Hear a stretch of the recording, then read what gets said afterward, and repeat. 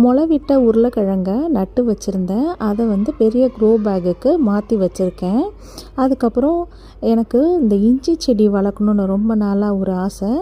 அதுக்காக இந்த மாதிரி கணு விட்டு இருக்கும் இல்லையா, இதுதான் இஞ்சி செடியோட நாற்று இதிலேருந்து தான் வளரும் நமக்கு.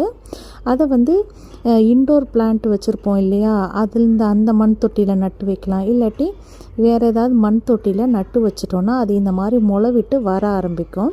அதுக்கப்புறம் நம்ம இதுக்குன்னு ஒரு க்ரோ பேக் ரெடி பண்ணி அதில் வச்சிட்டோன்னா நல்லா முளைக்க ஆரம்பிச்சிடும். நிறைய செடி வந்துக்கிட்டே இருக்கும். இதுக்கு நான் வந்து 2ஆக கட் பண்ணிட்டேன். ஏன்னா 2 செடியாக வரணும் அப்படின்றதுனால. ஆனால் அப்படியே முழுசாக கூட நம்ம வைக்கலாம். இது ஆல்ரெடி க்ரோ பேக் வந்து ரெடி பண்ணிவிட்டு இஞ்சி செடி வச்சுருக்கேன். இதோட மண்கலவை வந்து ரொம்ப முக்கியம். தண்ணி வந்து நிற்கக்கூடாது.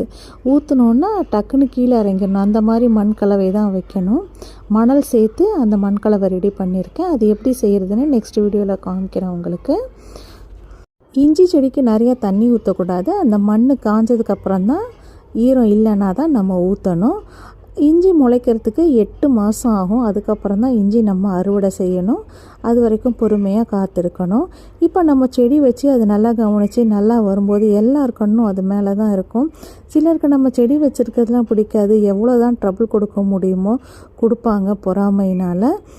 இதை வந்து நம்ம ஒன்றும் செய்ய வேணாம். நம்ம பாட்டுக்கு நம்ம வேலையை பார்த்துட்டு போனால் போதும்.